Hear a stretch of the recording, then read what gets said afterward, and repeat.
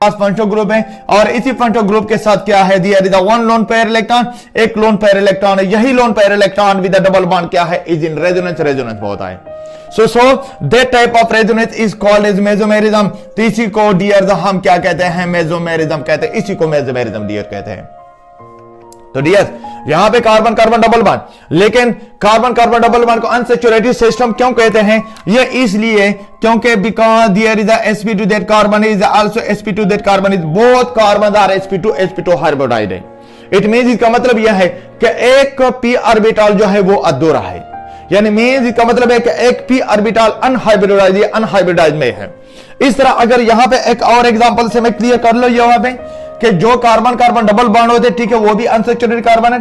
जो carbon carbon triple bond होते हैं वो भी अनसैचुरेटेड है, लेकिन जो कार्बन पॉजिटिव, जिस कार्बन पे पॉजिटिव चार्ज हो वो भी अनसैचुरेटेड। किस तरह, फॉर एग्जांपल अगर, यानी यहां से बात क्लियर हो गई कि अगर कोई कार्बन sp2 हाइब्रिडाइड हो तो फिर वो अनसैचुरेटेड कार्बन कहलाएगा।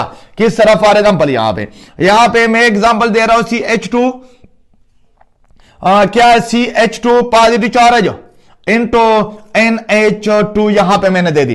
अब ये कार्बन मेरे पास क्या है, ये sp2 हाइब्रिडाइड है। So there is the lone pair electron, यही लोन पेयर इलेक्ट्रॉन यहां पे आके इसी कार्बन पर जो पॉजिटिव चार्ज को खत्म कर ही देता है। इट मींस अगर इसी कार्बन को, इट मींस इसका मतलब, मेरा मतलब यह है कि यही जो कार्बन होता है, ये कार्बन जिस पे पॉजिटिव चार्ज, ये भी sp2 हाइब्रिडाइड है, तो फिर ये भी sp2 हाइब्रिडाइड है। किसी बुनियाद पर हम उस कार्बन को भी क्या कहते हैं, अनसैचुरेटेड कार्बन कहते हैं, जिस पे क्या हो, पॉजिटिव चार्ज हो।